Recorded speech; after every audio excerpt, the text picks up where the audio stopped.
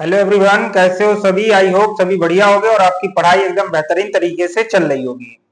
जैसा कि हमें मालूम है, क्लास टेंथ का जो फर्स्ट चैप्टर हम चल मतलब जो क्लास टेंथ का फर्स्ट चैप्टर चल रहा था, इसमें आज हमारी दूसरी क्लास रहने वाली है। इसमें हम पढ़ेंगे कि प्रकाश द्वारा प्रकाश का परावर्तन क्या होता है, परावर्तन के क्या क्या नियम होते हैं, परावर्तन से संबंधित कुछ परिभाषाएं हैं वो पढ़ेंगे। प्रतिबिंब पढ़ेंगे, क्या है प्रतिबिंब के प्रकार पढ़ेंगे कि प्रतिबिंब कितने प्रकार का होता है। वैसे प्रतिबिंब दो प्रकार का होता है, एक होता है आभासी और एक क्या होता है वास्तविक। इन चीजों के बारे में आज हम पूरा जो है डिटेल में पढ़ेंगे। देखो, तो यहाँ पे सबसे पहला जो पॉइंट हमारा रहने वाला है इस क्लास का, वो रहने वाला है इस क्लास का सबसे पहला पॉइंट है वो है प्रकाश का परावर्तन। जो सबसे पहला पॉइंट पढ़ेंगे मेरे भाई, वो हम क्या पढ़ेंगे, प्रकाश का परावर्तन। हम सबसे पहले तो प्रकाश के परावर्तन के बारे में हम समझेंगे और समझने के बाद जो है हम प्रकाश के परावर्तन के बारे में हम लिखेंगे। देखो इधर, क्या है प्रकाश का परावर्तन, क्या है प्रकाश का परावर्तन। प्रकाश का परावर्तन, पहले परावर्तन समझेंगे फिर हम पढ़ेंगे प्रकाश का परावर्तन क्या। देखो इधर, परावर्तन का मतलब होता है प्रकाश की किरण आए और टकराए और वापस लौट जाए। परावर्तन का मतलब क्या है, आए, टकराए और वापस लौट जाए। आए, टकराए और वापस लौट जाए। गेंद को हम पकड़ेंगे, दीवार से मारेंगे, टकराएगी, वापस आ जाए, गेंद का परावर्तन हो गया। समझा। कोई दूसरी चीज हम मारे, जाए, टकराए, वापस आ जाए, उसका परावर्तन हो जाए। ध्वनि गई है, टकरा कर वापस आई, सुनाई दे रही है, ध्वनि का परावर्तन हो गया। प्रकाश गया, टकराया, वापस आया, किसका परावर्तन हो गया, प्रकाश का परावर्तन हो गया। परावर्तन मतलब जाए, टकराए और वापस आए। जाए, टकराए और वापस आए, क्या बोला जाए, परावर्तन। प्रकाश का परावर्तन, प्रकाश जाए, टकराए और वापस आए, प्रकाश का परावर्तन।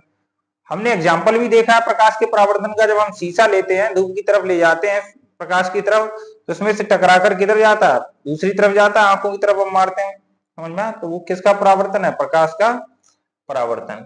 तो प्रकाश का परावर्तन क्या है, प्रकाश की किरण का किसी तल से टकराकर वापस उसी माध्यम में लौटने की घटना क्या बोली जाएगी, प्रकाश का परावर्तन। जैसे ये हमने मान लिया कोई सतह है, हमने दर्पण मान लिया हमारा अपना, जो घर में हम अपना चेहरा देखते हैं, उसमें ऐसे ही होता है, एक तरफ पॉलिश होता है। तो ऐसे प्रकाश आता है, टकराता है और टकराने के बाद क्या हो जाता है, वापस लौट जाता है। तो इसे बोला जाता है प्रकाश का परावर्तन।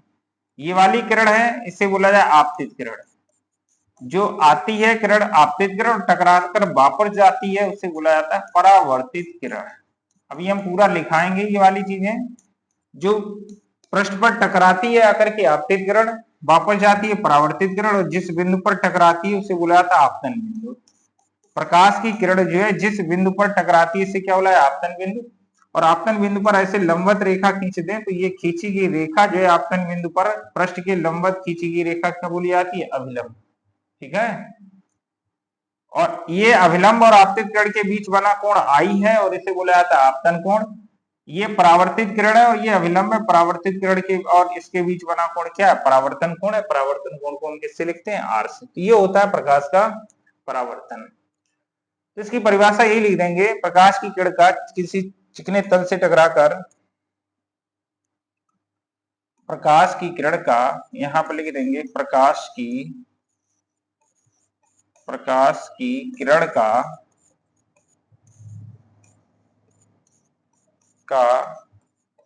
किसी प्रकाश की किरण का किसी चिकने तल से, किसी चिकने तल से, प्रकाश की किरण का किसी चिकने तल से टकराकर टकराकर वापस उसी माध्यम में, वापस उसी माध्यम में लौटने की घटना को, वापस उसी माध्यम में लौटने की घटना को प्रकाश का परावर्तन कहते हैं।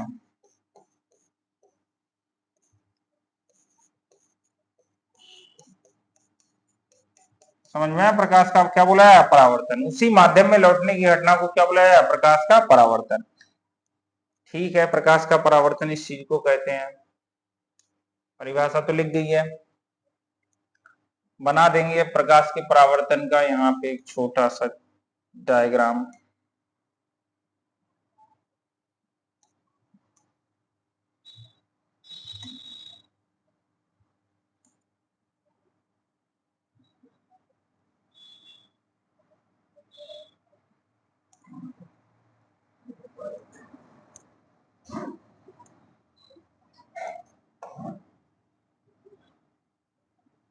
ये ऐसे आई किरण, ठीक है,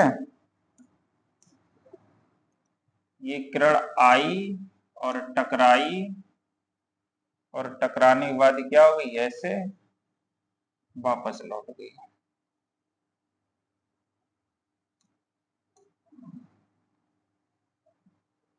आई, टकराई और क्या हो गई? वापस लौट गई।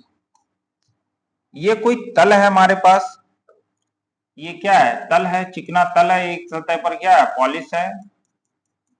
जैसे हमने मान लिया दर्पण है जो हमारे घर में होता है, और प्रकाश आया, टकराया और वापस लौट गया। ये ऐसे आया प्रकाश, इस दिशा में आया, ऐसे टकराया और टकराने के बाद क्या हो गया? वापस लौट गया। इसी घटना को क्या बोला गया? प्रकाश का परावर्तन।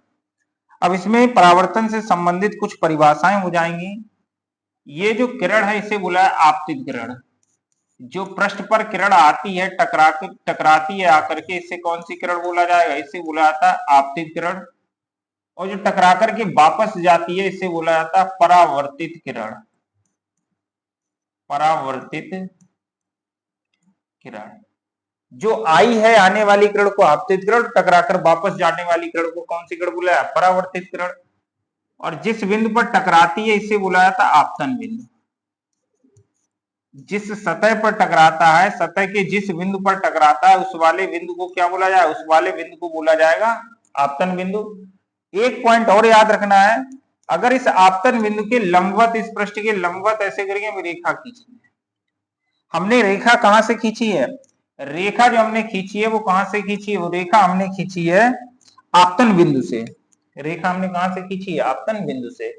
आपतन बिंदु से रेखा खींचेंगे, लेकिन वो रेखा जो है पृष्ठ पर लंबवत हो, पृष्ठ ऐसे और इसके लंबवत हो, इसे बोला जाएगा अभिलंब।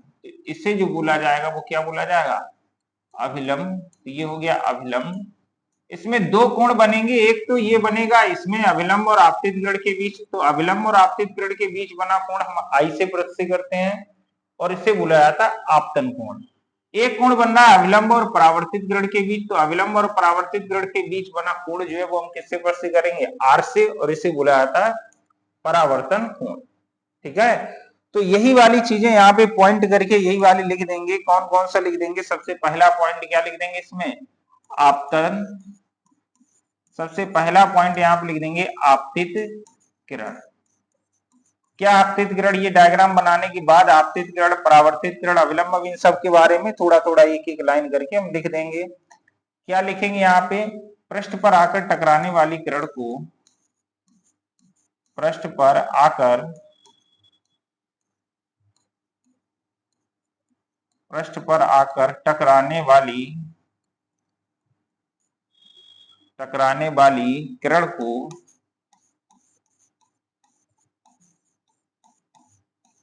आपतित किरण कहते हैं।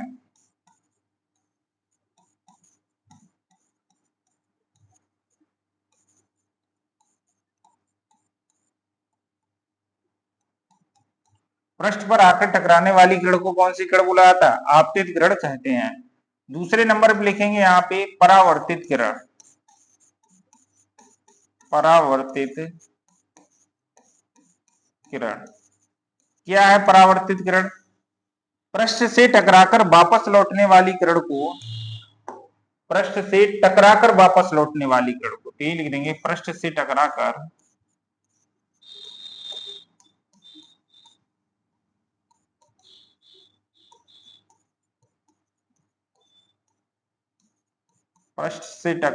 वापस लौटने वाली, पृष्ठ से टकराकर वापस लौटने वाली किरण को परावर्तित किरण कहते हैं।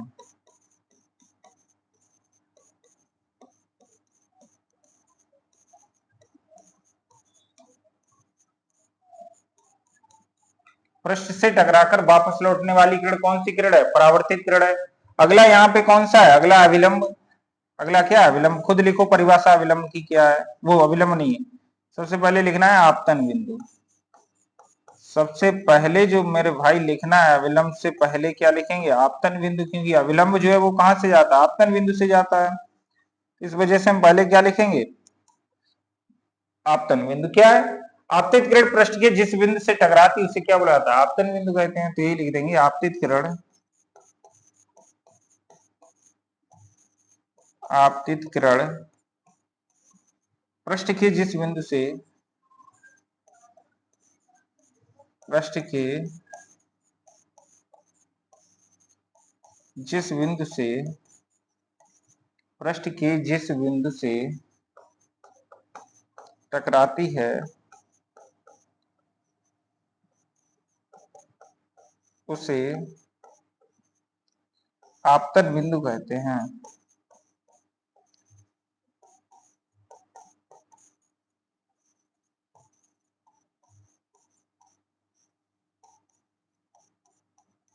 उसे कौन सा बिंदु बोला जाता है? उसे आपतन बिंदु कहते हैं।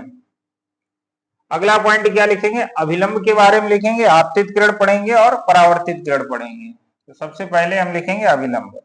अविलंब हमने बताया, अविलंब क्या होता है? एक रेखा होती है और पृष्ठ पर लंबवत होती है। अविलंब क्या है? अविलंब कहां से जाएगा? आपतित किरण से। वो अविलंब कहां से जाएगा? आपतन बिंदु से ऊपर जाएगा और पृष्ठ से लंबवत रेखा होगी। पृष्ठ से कैसी होगी? लंबवत रेखा। तो यहाँ पे लिखेंगे अविलंब। अविलंब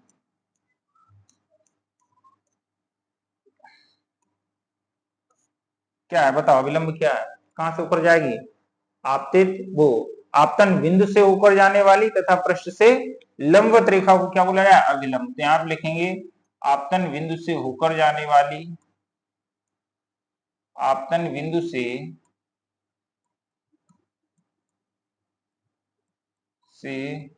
होकर जाने वाली, आपतन बिंदु से होकर जाने वाली तथा पृष्ठ से लंबवत रेखा को, तथा पृष्ठ के लंबवत रेखा को, पृष्ठ से लंबवत रेखा को अभिलंब कहते हैं।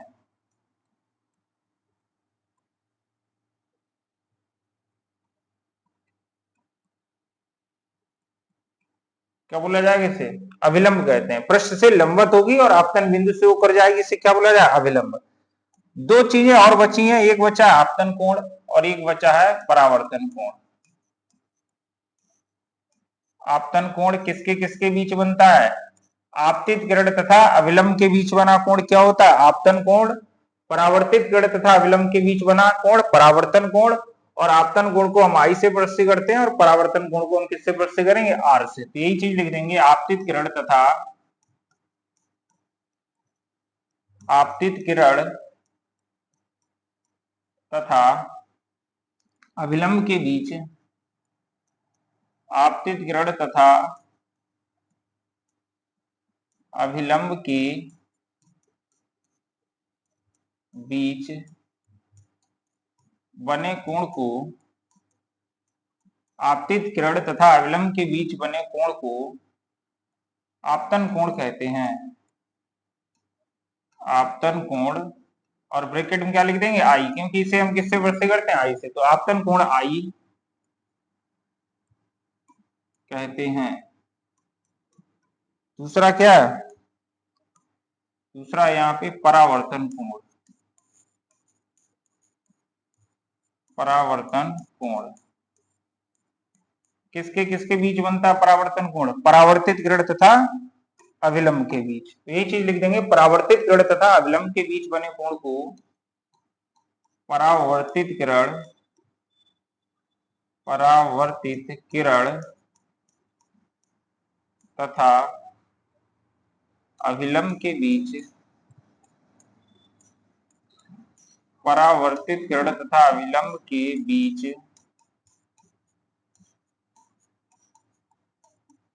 बने कोण को परावर्तित किरण तथा अविलंब के बीच बने कोण को परावर्तन कोण कहते हैं।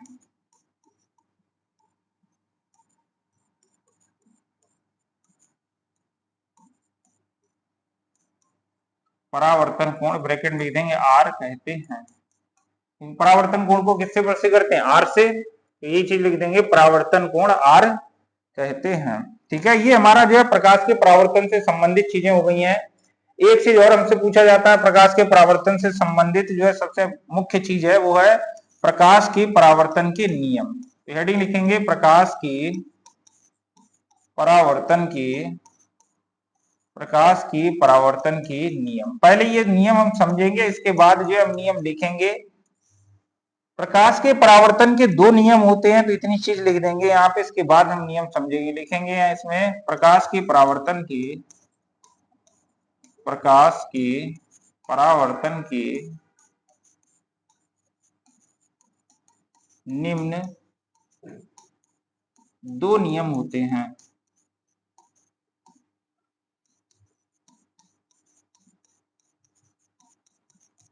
किसके दो नियम होते हैं? प्रकाश के परावर्तन के दो नियम होते हैं। कौन कौन से नियम है देखो इधर, पहला नियम क्या है और दूसरा नियम क्या है।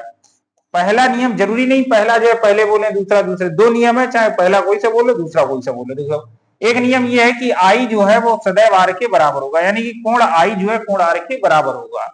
अगर आपतन कोण का मान जो है 30 अंश है, आपतन कोण का मान कितने अंश है? 30 अंश है, यानी आई का मान अगर 30 है तो आर का मान कितने अंश होगा? 30 अंश होगा। आई का मान अगर 60 है तो आर का मान कितना होगा? 60 है। अगर आई का मान 0 है तो आर का भी मान कितना होगा? 0 होगा। इतना पॉइंट याद रखना है कि जो आई जो है वो कोण आई यानी कि आपतन कोण आई का मान जो है सदैव परावर्तन कोण आर के बराबर होता है, यानी कि कोण आई जो है बराबर किसके होता है? कोण आर के बराबर होता है। दूसरा नियम क्या? दूसरा नियम ये है कि ये आपतित किरण है, ये परावर्तित किरण है, ये आपतन बिंदु है और इस पर अविलंब, यानी आपतित किरण, परावर्तित किरण तथा अविलंब आपतन बिंदु पर एक ही तल में होते हैं।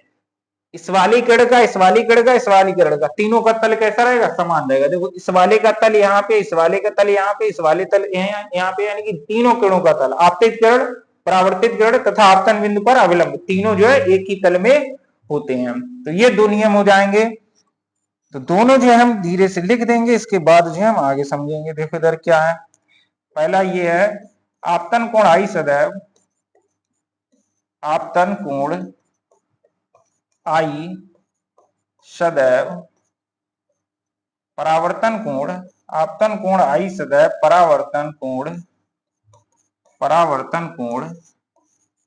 आर के बराबर होता है। अर्थात कोण आई जो है वो किसके बराबर होता है? कोण आर के बराबर होता है। अर्थात कोण आई जो है वो किसके बराबर होता है? कोण आर के बराबर होता है। दूसरा लिखेंगे आपतित किरण,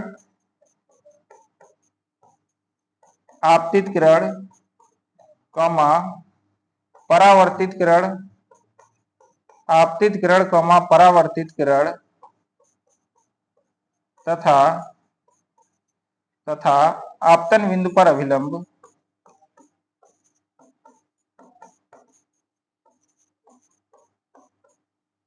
तथा आपतन बिंदु पर अविलंब तीनों एक ही तल में होते हैं।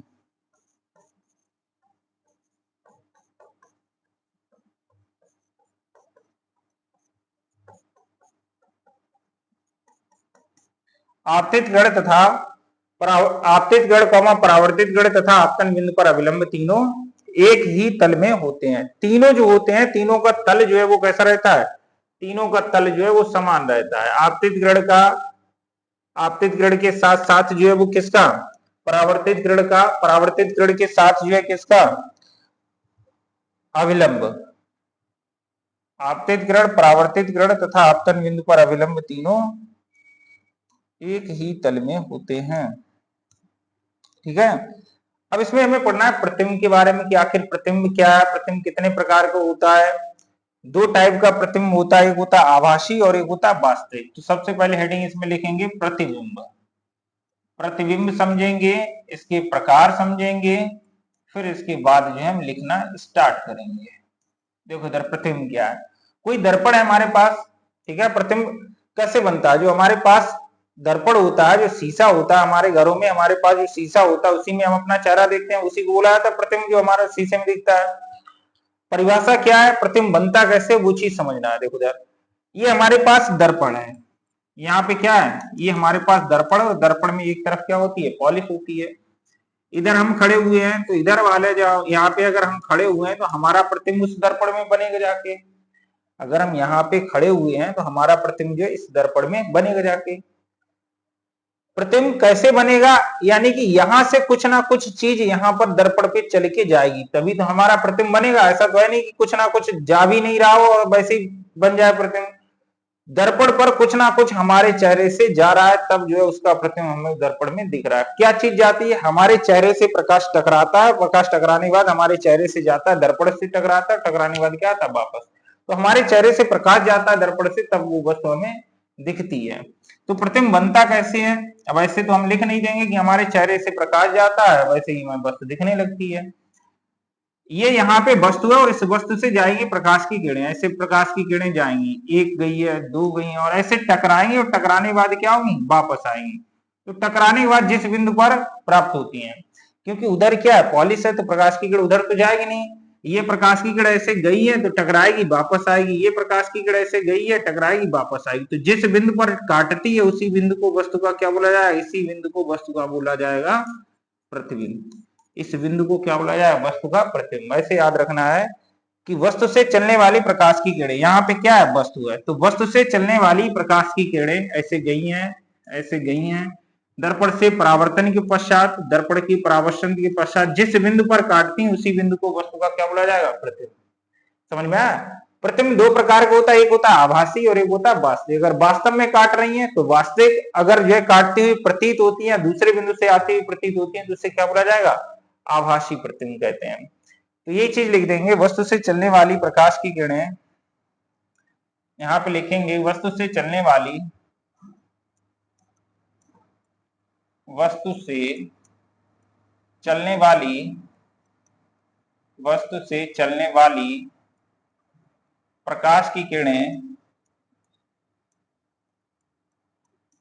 वस्तु से चलने वाली प्रकाश की किरणें दर्पण से परावर्तन के पश्चात, दर्पण से परावर्तन, दर्पण से परावर्तन के पश्चात जिस बिंदु पर काटती हैं,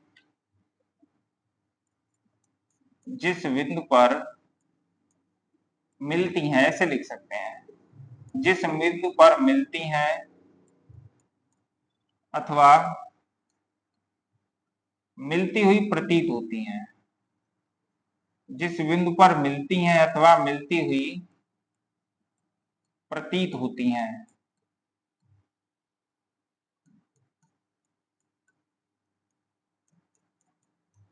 उसे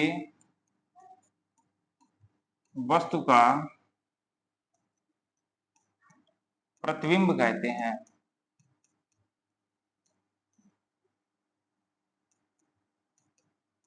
उसे वस्तु का क्या बुलाया था, प्रतिबिंब कहते हैं। ठीक है, यह दो प्रकार का होता है। प्रतिबिंब कितने प्रकार का होता है, दो प्रकार का होता है। यहां हम लिख देंगे प्रतिबिंब निम्न दो प्रकार का होता है। प्रतिबिंब निम्न दो प्रकार का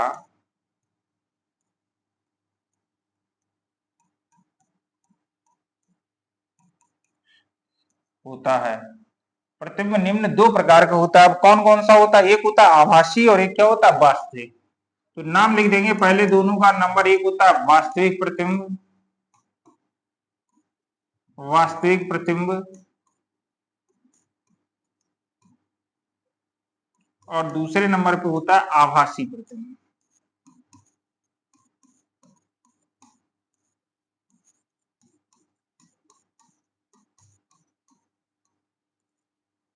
प्रतिबिंब जो है वो कितने प्रकार का होता है? दो। एक होता है वास्तविक और दूसरा क्या होता है? आभासी। अब वास्तविक क्या आभासी क्या? अगर वास्तव में काटती हैं दर्पण से परावर्तन के पश्चात तब तो वास्तविक प्रतिबिंब है, और वास्तव में नहीं काट रहा है, हमें काटती हुई प्रतीत होती है या दूसरे बिंदु से आती हुई प्रतीत होती है, वो कौन सा प्रतिबिंब? आभासी। सीधी सी बात याद ये रखना है कि प्रकाश की किरणें वस्तु से जाएं, दर्पण पर टकराए, टकराने के बाद वापस आए, वास्तव में काट रही हैं तो वास्तविक प्रतिबिंब, वास्तव में नहीं काट रही हैं या मिलती हुई प्रतीत होती हैं तो वो आभासी प्रतिबिंब। देखो इधर पहला यहाँ पे हेडिंग लिख देंगे। अब नंबर 1 हेडिंग क्या लिखेंगे? वास्तविक प्रतिबिंब। सबसे पहली हेडिंग क्या लिखेंगे यहाँ पे? सबसे पहली हेडिंग लिख देंगे यहाँ पे वास्तविक प्रतिबिंब। वास्तविक प्रतिबिंब लिखेंगे। यदि वस्तु से चलने वाली प्रकाश की किरणें दर्पण की परावर्तन के पश्चात एक दूसरे को वास्तव में मिलती हैं तो वास्तविक प्रतिबिंब है, और अगर वास्तव में नहीं मिलती हैं तो आभासी प्रतिबिंब है। ये चीज लिख देंगे। यदि वस्तु से चलने वाली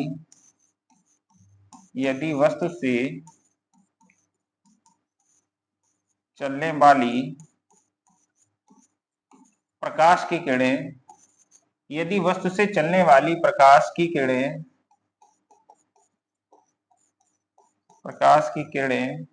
दर्पण से परावर्तन के पश्चात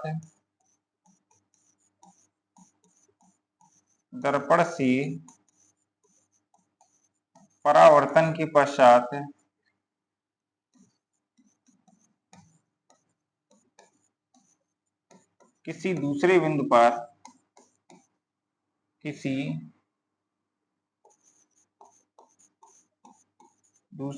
पर दर्पण से परावर्तन के पश्चात किसी दूसरे बिंदु पर वास्तव में मिलती हैं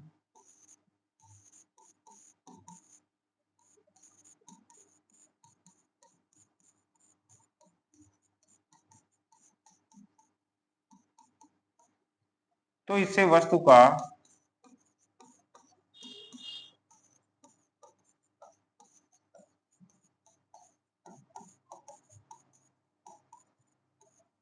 वास्तविक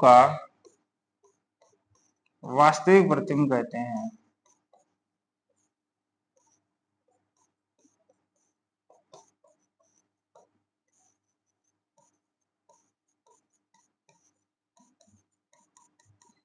अगर जो है वास्तव में मिलती हैं तो इसे कौन सा प्रतिबिंब कहते हैं? वास्तविक प्रतिबिंब। आभासी प्रतिबिंब बस इतना अंतर हो जाएगा, यदि वस्तु से चलने वाली प्रकाश की किरणें दर्पण से दो जगह पर लिख दिया, दर्पण से परावर्तन के पश्चात यहाँ पर डबल लिख दिया था। यदि वस्तु से चलने वाली प्रकाश की किरणें दर्पण से परावर्तन के पश्चात किसी दूसरे बिंदु पर वास्तव में मिलती हैं तो इससे वस्तु का वास्तविक प्रतिबिंब कहते हैं। यहाँ पे भी डबल लिख गया है, तो इसे वस्तु का वास्तविक प्रतिबिंब कहते हैं। ठीक है। आभासी में क्या हो रहा है? यदि वस्तु से चलने वाली प्रकाश की किरणें दर्पण से परावर्तन के पश्चात किसी दूसरे बिंदु से आती हुई प्रतीत होती हैं या किसी दूसरे बिंदु पर मिलती हुई प्रतीत होती हैं तो इसे क्या बोला जाएगा? वस्तु का आभासी प्रतिबिंब कहते हैं। तो दूसरा यहाँ पे हेडिंग लिख देंगे आभासी प्रतिबिंब। आभासी प्रतिबिंब। अभी ये प्रतिबिंब सब बनाकर दिखाएंगे यहाँ पे। अभी हम अवतल दर्पण से प्रतिबिंब बनाएंगे, उत्तल दर्पण से प्रतिबिंब बनाएंगे, अवतल लेंस से प्रतिबिंब बनाएंगे, उत्तल लेंस से प्रतिबिंब बनाएंगे, तब एकदम से क्लियर हो जाएगा कि अच्छा ये आती हुई प्रतीत होती है, मिलती हुई प्रतीत होती है, वास्तविक प्रतिबिंब, ये आभासी प्रतिबिंब। क्योंकि अभी हमने दर्पण भी नहीं पढ़ा है। ठीक है। तो अभी जो है परिभाषा यहाँ पे समझ लेंगे यही वाली चीज। यहाँ पे क्या? यदि वस्तु से चलने वाली प्रकाश की किरणें दर्पण से परावर्तन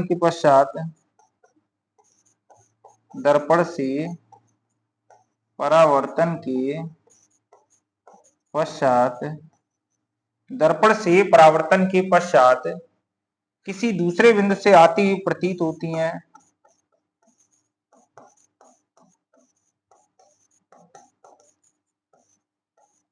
किसी दूसरे बिंदु से, यहां मिलती नहीं है, यहां पे क्या होगी, दूसरे बिंदु से आती हुई प्रतीत होती हैं।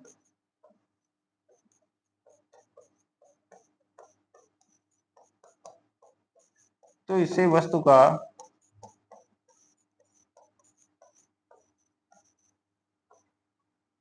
आभासी प्रतिबिंब कहते हैं।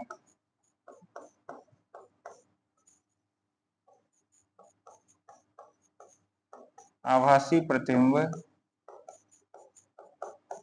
कहते हैं।